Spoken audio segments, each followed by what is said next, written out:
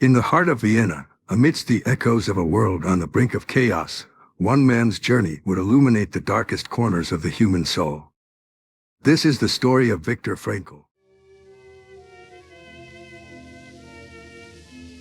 Little pet, if daddy goes away. Viktor Emil Frankl is born in Vienna as the second of three children. His mother, Elsa Frankl, née Lion, hails from Prague. His father, Gabriel Frankl, director in the Ministry of Social Service, comes from southern Moravia. During the First World War, the family experiences bitter deprivation. Sometimes the children would go begging to farmers. In his high school years, Frankl attends public lectures on applied psychology. He starts a correspondence with Sigmund Freud. A manuscript he sends to Freud is published in the International Journal of Psychoanalysis. At the age of 15, Frankl offers his first public lecture on the meaning of life. His sensibility for social inequality leads him to become a functionary of the Young Socialist Workers. Frankl is studying medicine at the University of Vienna Medical School and becomes spokesman of the Austrian Socialist High School Students Association.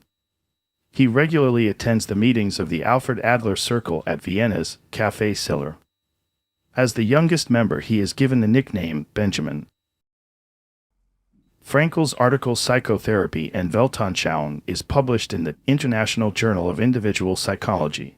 He strives to explore the frontier between psychotherapy and philosophy, focusing on the fundamental question of meaning and values, a topic that will become the central subject of his life work. His relationship to Alfred Adler declines. He is critical of central tenets of individual psychology. His ideas for improvements are dismissed by Adler himself. Frankl is excluded from Adler's circle. Frankl organizes youth counseling centers in Vienna. Renowned psychologists such as Charlotte Buehler and Erwin Wexberg join Frankl's project, which offers free counseling to adolescents. At this time, Viktor picks up mountain climbing, which will become his lifelong passion. He organizes a special counseling initiative at the end of the school term.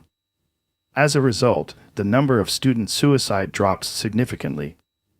Frankl gains international attention. Wilhelm Reich invites him to Berlin. The universities of Prague and Budapest request him for lecturing.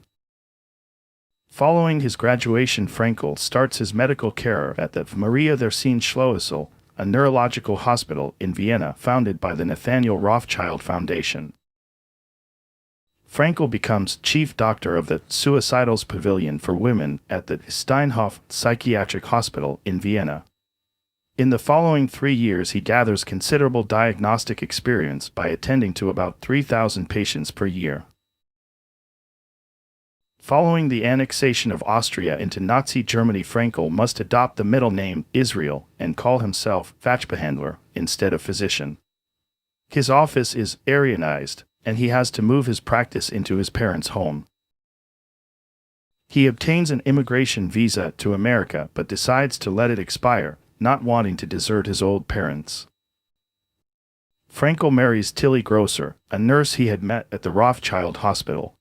He starts writing the first version of his book The Doctor and the Soul, Ärztliche Seelsorge, in which he lays down the foundations of his system of psychotherapy, logotherapy, and existential analysis. In September, Viktor and Tilly are arrested and together with Frankl's parents are deported to the Terezin ghetto, north of Prague. Later, upon arrival at the Auschwitz-Birkenau concentration camp, he will be forced to throw away the unpublished manuscript.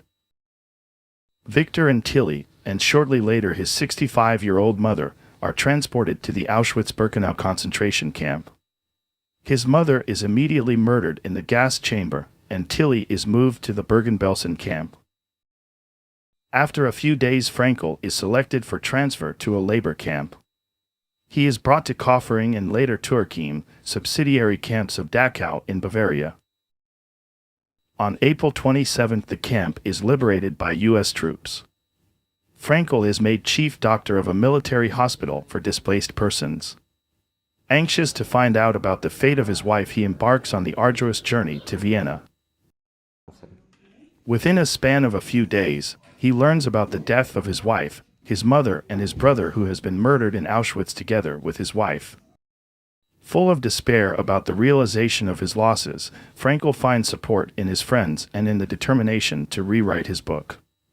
His friend Bruno Pitterman, who has become a member of the new government, organizes an apartment and a job for him, as well as a typewriter.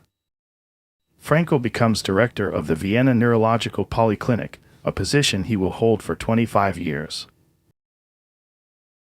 And later Frankl wrote about what love meant to us in his book. And in 1946, after being liberated and becoming a free man, Frankl wrote his book, A Man's Search for Meaning, which was about his struggles in the camps and how he found meaning. 2 years later, he got his PhD in philosophy and began to teach at the University of Vienna until 1990.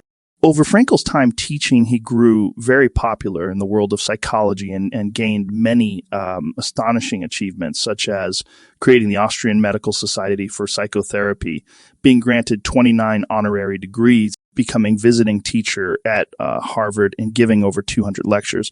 Frankl continued to teach, go on TV to speak and help patients all the way up until his death in 1992. Over Frankl's astonishing career, he wrote 39 books and had an institute created in his honor to teach people about logotherapy and the other work he did.